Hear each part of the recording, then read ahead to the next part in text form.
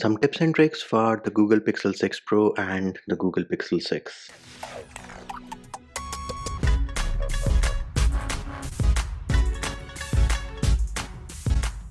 Hey peeps, what's up? Munchy here, back with another video. And in this video, I'm going to show you some tips and tricks for the Google Pixel 6 and the Google Pixel 6 Pro. Now, the first one, of course, has to be Material U. So here it is. This is how the volume panel looks like right now. And these here are the colors of our quick settings panel. Similarly, if I go ahead and try to type something, this here is the current theme for my Gboard or Google keyboard. How does Material U work? Well, it is as easy as going into wallpapers and style, then go into change wallpaper and change your wallpaper. Once you choose any wallpaper, you will notice that the accent colors have changed. Tap on the check mark, home and lock screen both, and now everything should adapt to the new colors from this specific wallpapers. So let us have a look at our volume panel. Bam, it is now greenish. Similarly, quick settings panel, green as well. And before you ask me how did I get this Wi-Fi icon separately, I do have a video for that which can be found in the description of the video. And similarly, my Google keyboard or Gboard has also adapted to Material U. Next up, any applications which you have which support Material U will adapt with the new theme as well.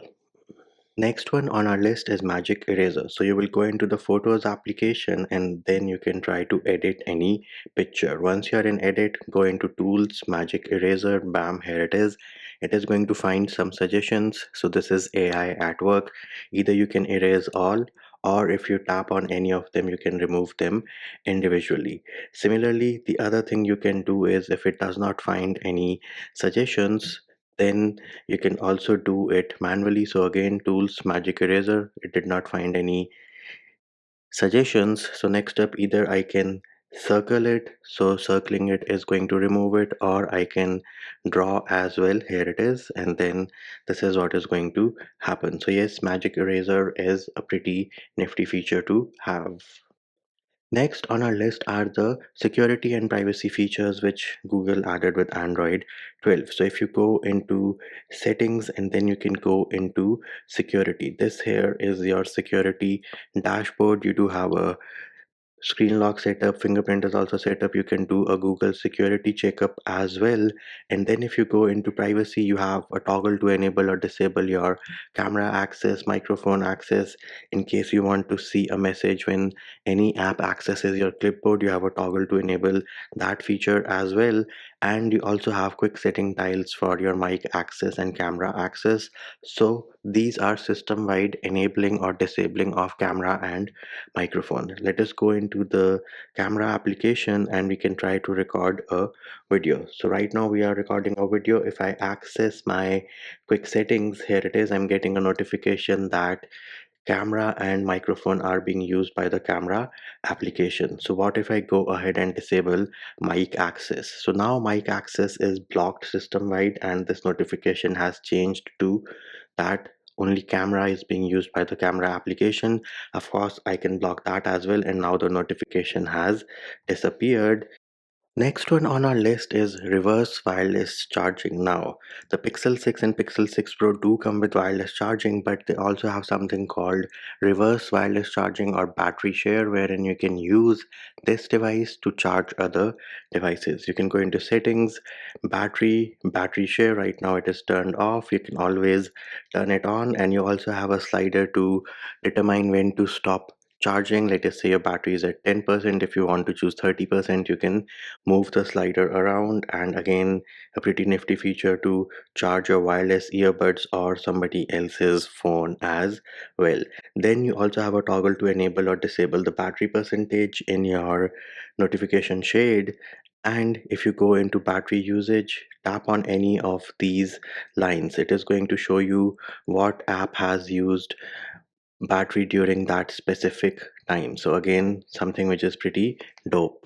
Next up on our list is the feature of extended or long screenshots. Now, to take a screenshot, you have to press power and volume down together. But if you are on a screen which has more content, so let us wait for this notification to disappear. We can go into settings. Now, as you can see, we have a scrollable page. And now if I take a screenshot over here, I get the option of capture more. Once I tap on this, a new animation comes in and we have a new page wherein you can move these knobs around to see what all content you want to capture. You do have a magnification effect as well, which does look pretty great. And once you have selected the area which you want to capture, tap on save on the top left and bam, screenshot saved, extended screenshot or long screenshot. Now while we're talking about screenshots, if you do not want to use the feature of power and volume down together to take a screenshot, you can now double tap on the back. So go into settings,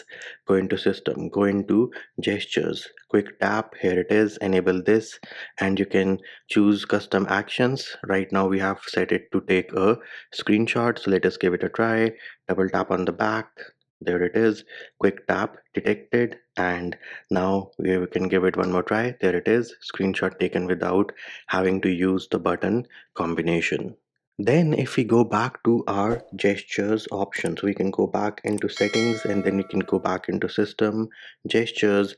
Herein you have something called one-handed mode. Once you enable this, you can swipe down near this pill to enable one-handed mode. Here it is, all the content has now shifted down and you can use your phone with one hand, tap anywhere on the empty space and one-handed mode will be disabled. Now if you do not want to use this gesture, you can always create a shortcut, enable this toggle, tap on got it, tap on this option, and you can either use your volume keys or you can create an accessibility button. Here it is. This is the accessibility button to enable or disable your one-handed mode. Works without any issues.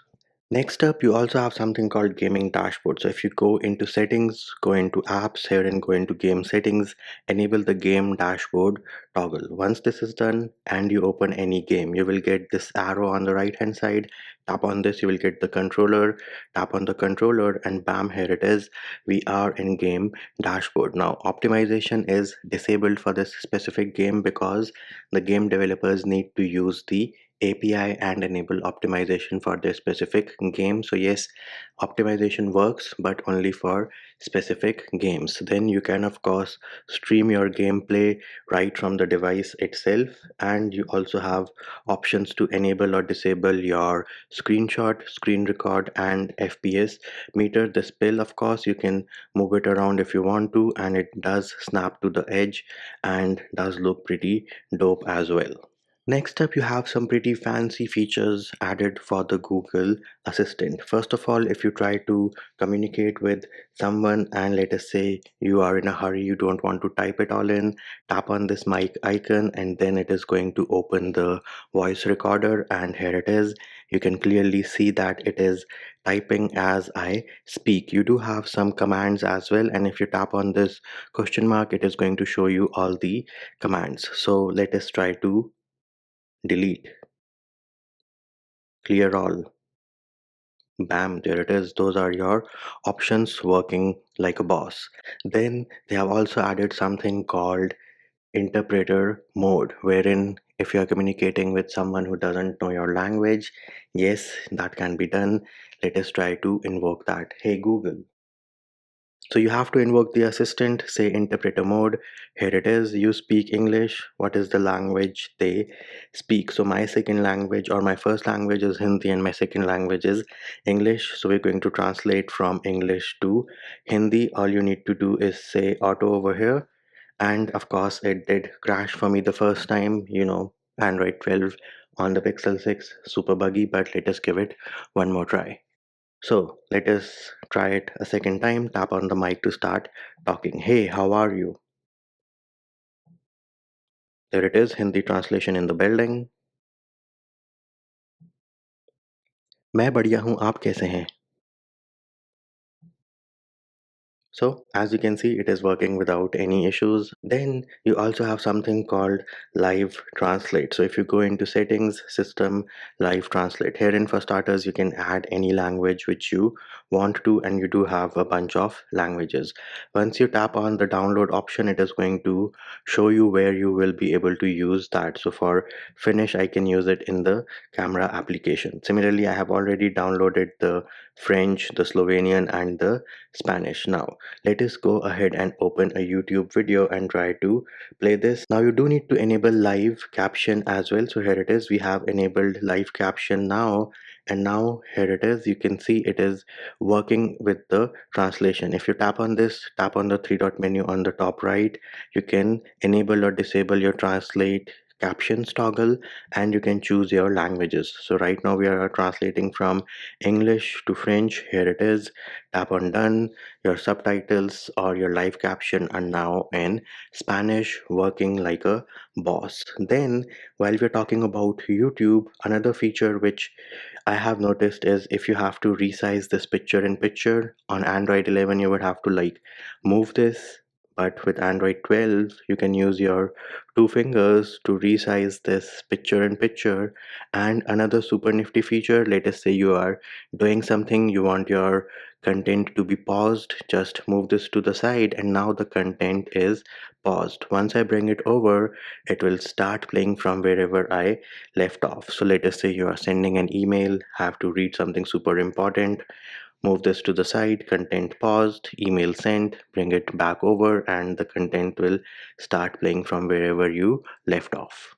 Then another nifty feature of Android 12 is you can share your pictures and your links from the recents itself. So here it is, Chrome page. If I tap on select, for starters, it should select the text, but again, super buggy Android.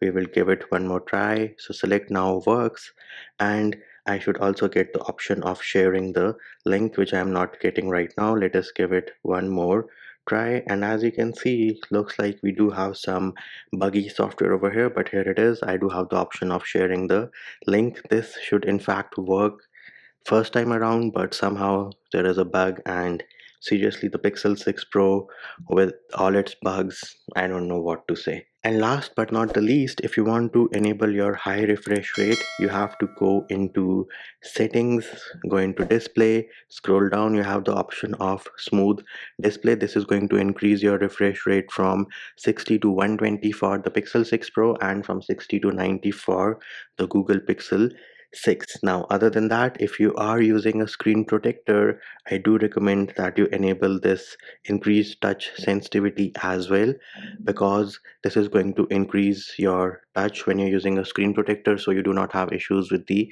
fingerprint on display. And there it is, peeps. Those were some tips and tricks for the Google Pixel 6 Pro and the Google Pixel 6, and that will do it for this video. Hope my video helped you. Likes, shares, and subscribes are appreciated.